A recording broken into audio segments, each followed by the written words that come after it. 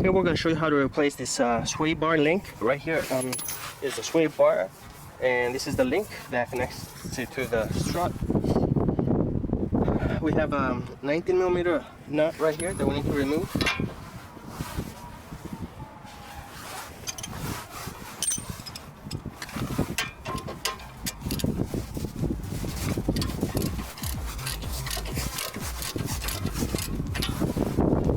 Now it is possible that as you try to remove this nut, after you get it loose a little bit, it starts to rotate and spin with this bolt as well. So what you need to do is you need to use an open end wrench, and then two of them actually, one where you'll hold it right here, and then the other one where you can loosen up the nut. But in this case we don't have that problem.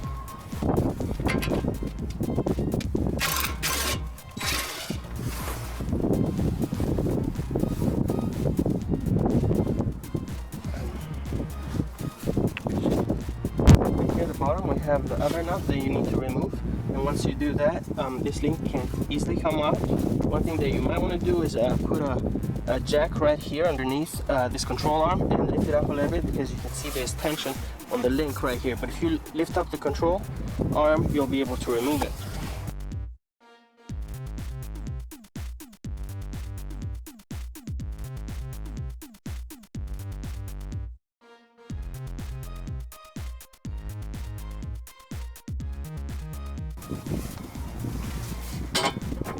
You can see.